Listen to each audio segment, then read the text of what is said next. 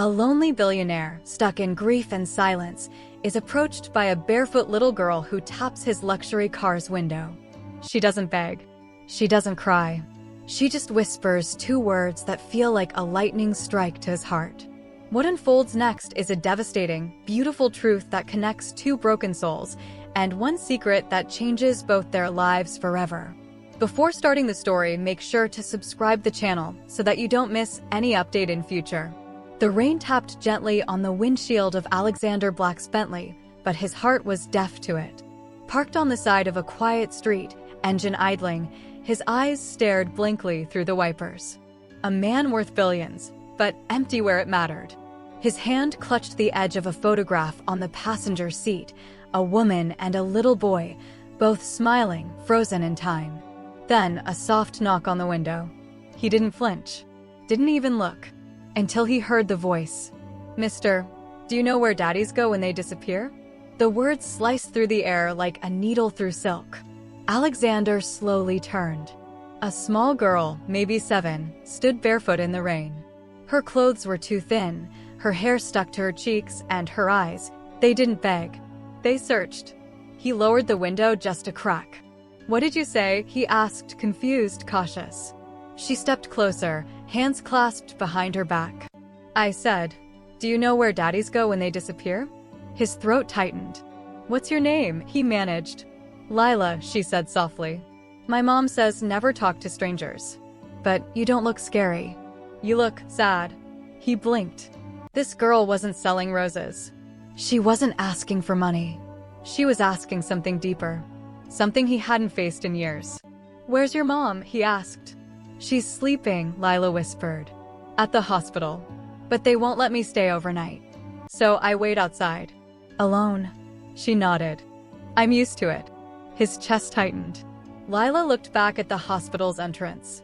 "The nurses said they'd call someone to come take me. But I ran before they could. I don't want to go anywhere else. I just want my mom to wake up." A silence fell. The kind that wraps around two souls when the world forgets to care.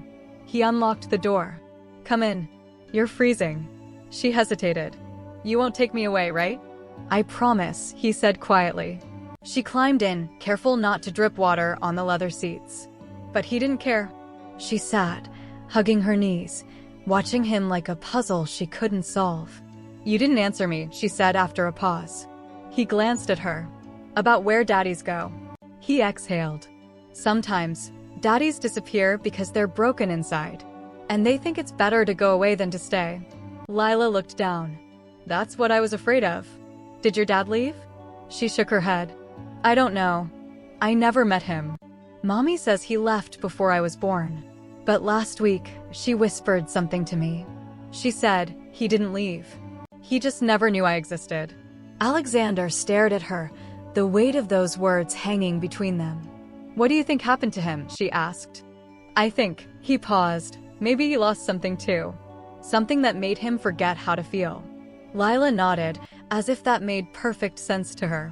She pulled something from her small coat pocket, a locket, old and scratched. She opened it and held it out. Inside, a photo of her mother and a tiny baby. On the opposite side, there was a name etched faintly, Lily plus AB. His breath caught. AB.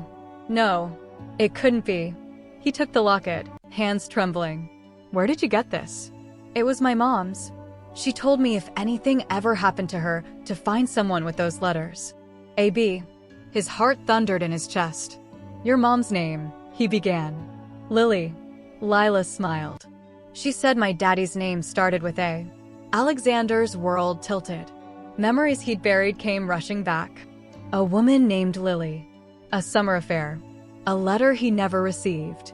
A number that never worked again. And now a child. His child? He looked at her, her eyes, her chin, even the way she folded her hands. And suddenly, he saw it.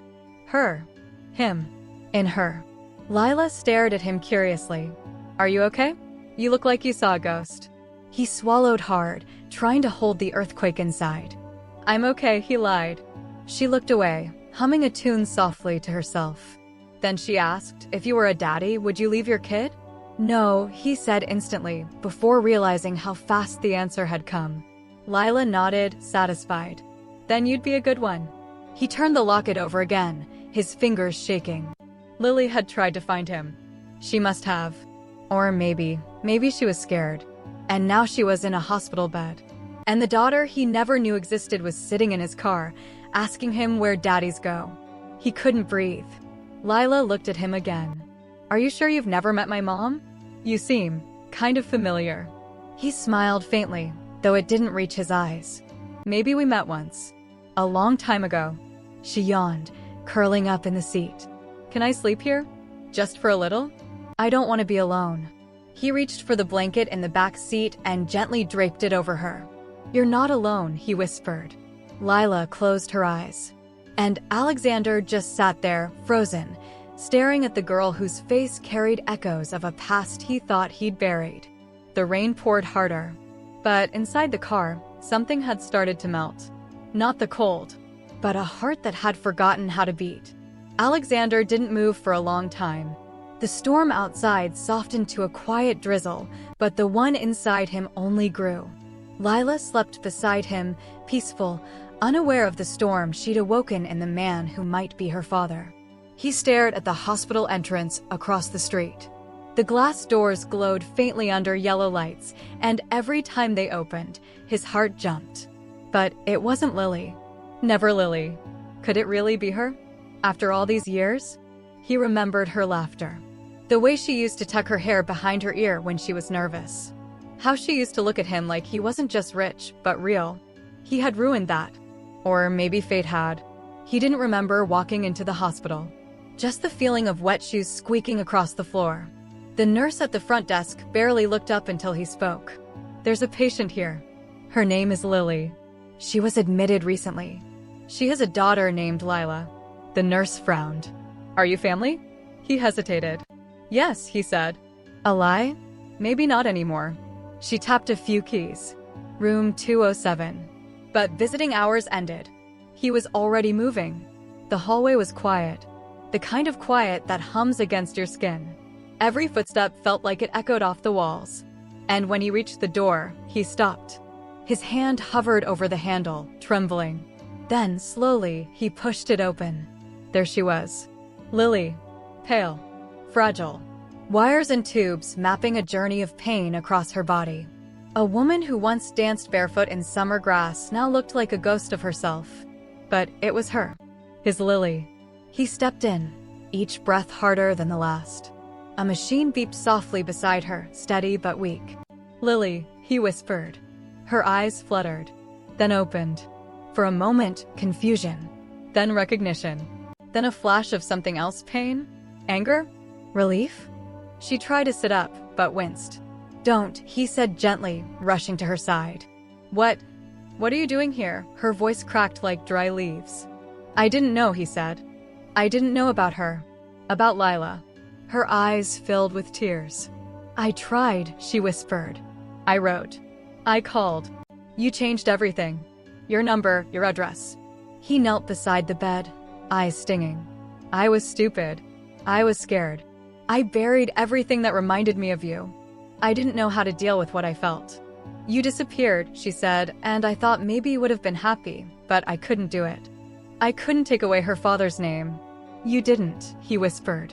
You gave her mine. AB, that locket. She reached toward the table. Her fingers shook as she picked up a folded piece of paper. She wrote you letters, you know. Every birthday. I never mailed them. I was too angry. Or maybe, too afraid she'd be disappointed. He took the letter, hands trembling. She thinks you're a story, Lily said softly. A puzzle I never let her solve. But she always hoped. Always. He stared at the letter. Crayon handwriting. A heart drawn in the corner. To my maybe daddy. The words hit harder than any scream. Lily touched his hand. She doesn't need your money, Alex. She just needs someone who won't disappear. I won't, he said instantly. I swear it. She studied his face. People change. But can you really be the man she imagines you are? I don't know if I can, he said honestly, but I want to try. For her. For you. A tear rolled down her cheek. She's all I have. Then she's all I'll ever need. They sat in silence, years of unspoken pain between them. But in that quiet, something began to heal. Later, when he returned to the car, Lila was still curled up in the seat. The locket hung around her neck again. She looked like she was dreaming. He didn't wake her. He just sat, watching her breathe, memorizing the curve of her cheeks, the tiny rise and fall of her chest. Eventually, her eyes blinked open. She yawned and looked up at him. "You came back. I told you I would." She smiled sleepily. "Most people don't." He nodded. "But I'm not most people." She tilted her head. "Did you find my mommy?" "I did." "Is she okay?" "She's going to be. She's strong." "Like you." Lila leaned back and stared out the window, then quietly asked, "Did you find my daddy?" He looked at her, heart pounding. "I think I did," he said. "And I think he's been waiting to meet you for a long time." She blinked. Was he scared? A little. But only because he never wanted to disappoint you. She smiled. He doesn't have to be perfect. He just has to stay. He reached out, gently tucking a strand of hair behind her ear. "Then he will." There was a pause. The air felt lighter. Lila turned to him. "Do you think he'd like pancakes?" He laughed, really laughed, maybe for the first time in years. "I think he'd love pancakes." She beamed. "Good. 'Cause I'm really good at making pretend ones. Real ones are harder, but Mommy showed me once." "Well then," he said, "we'll learn together." She looked down at her hands. "Do I call him Dad now?" He swallowed the lump in his throat. "If you want to," he whispered. She nodded, thoughtful. "Maybe I'll try it. One day." He nodded. "Whenever you're ready." They sat there, side by side, the storm now only a memory. Outside, the city slowly woke from its slumber. But inside that car, two lives were just beginning to piece themselves together. She reached over and took his hand, small, soft, trusting. And in that quiet moment, with no words spoken, Alexander Black, billionaire, recluse, broken man, finally felt what it was like to come home. Not to a house, but to a daughter. 3 weeks later, the Bentley pulled up to a modest brick house in a quiet neighborhood, far from the towering glass walls Alexander Black once called home. Lila pressed her face to the window, eyes wide with curiosity. "Is this it?" she asked. Alexander turned off the ignition and looked at her. "It's not a palace, but it's ours." She grinned. "Does it have pancakes?" He smiled. "Not yet, but I stocked the kitchen with syrup, blueberries, and an industrial-grade waffle maker, just in case we change plans." Lila giggled, then suddenly turned serious. "Is Mommy coming here too?" He nodded. "She'll be discharged in 2 days. Doctors say she just needs rest now. Real rest. No hospital beeping, no nurses, just quiet and us." Lila unbuckled her seatbelt and whispered, "I want her to see it first." "Can we decorate?" "We'll do it together," he said. The door opened, and she bolted out like she'd lived there forever.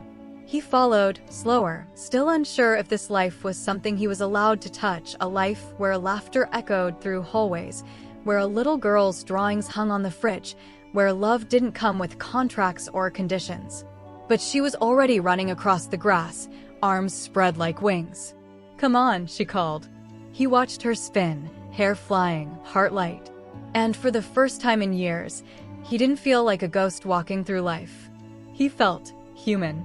Inside, the house was simple, but everything had been handpicked by him.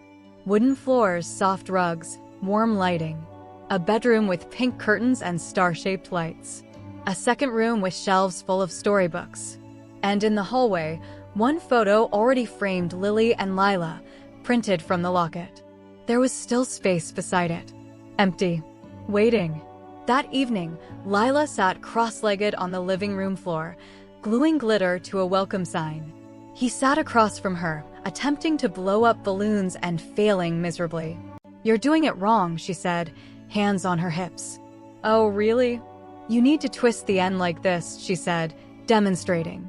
"Otherwise it goes pee-pee-f-f-f-f-f-f and flies away." He tried again.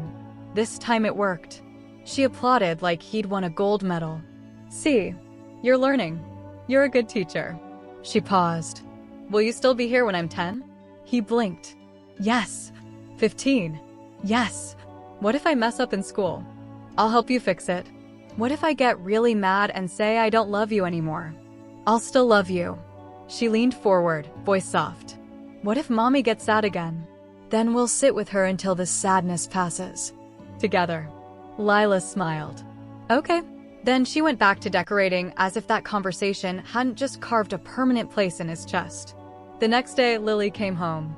The moment she stepped inside, her eyes filled. Lila ran to her, wrapping her arms around her waist, and Alexander stood quietly in the doorway, watching them. He didn't say anything, just smiled. Later, after Lila fell asleep curled up in a blanket fort, Lily and Alexander sat on the back porch. The air smelled of fresh cut grass and something new, something possible. I still don't know how to let you back in, Lily said. I'm not asking for permission, he replied. I'm just here for both of you. She nodded slowly. Lila talks about you like you're her favorite book. Like you've always been a part of her story. He looked at the stars. I don't know how to be a father, but I know how to try. She looked at him then. Maybe that's enough. He turned to face her. And you? Are you okay with this? Lily hesitated, then said, when I saw you with her in that hospital room, I saw something I thought I'd lost. Not the man I used to love, but the man you've become. He reached for her hand, uncertain. She let him take it. Time didn't reverse. Wounds didn't vanish. But in that moment, something began again. Days turned into weeks. They settled into a rhythm, late-night stories, pancake disasters, birthday planning. The kind of small, messy, perfect life people forget to appreciate. One morning, Lila rushed into the kitchen holding her notebook. Look, she said, I made a family chart for school. She laid it on the table. Stick figures labeled in crayon. There was me, with a crooked smile. Then Mom, with big earrings and sparkles. And then Dad tall, wearing a suit and holding pancakes. He stared at the drawing, heart swollen. You really think I wear suits that much? He teased. She nodded. You're fancy. He picked her up and spun her around. Well, this fancy guy just got glitter all over his pants thanks to your chart. She giggled uncontrollably. That night, when she was asleep, he stood by her bed and watched her breathe. Lily appeared beside him, arms crossed, eyes warm. She's different now, she said. Lighter. Happier. She saved me, he whispered. They looked at each other, not the way they used to, but maybe something better. Something real. And as he closed the door behind them, a soft peace settled in the hallway. Outside, the world moved fast. Stocks rose and fell, headlines changed, people chased more and more and more. But inside that house, time slowed. In that house, a little girl found her father. A man found forgiveness. A mother found her smile again. And every morning, as the sun painted golden streaks through the kitchen windows, pancakes sizzled on a stove that hadn't been used in years, warm, imperfect, filled with laughter. Because sometimes, it only takes one knock on a window to wake a heart that forgot how to feel. And sometimes, the words that break you are the same ones that finally make you whole. Sometimes, the people we walk away from are the ones who need us most. Life doesn't always give second chances, but when it does, don't waste them. A single moment of courage, a whispered truth, can heal years of silence. Love isn't about being perfect. It's about showing up, staying present, and never letting go when it matters most. Because the smallest hands can sometimes hold the biggest pieces of our broken hearts.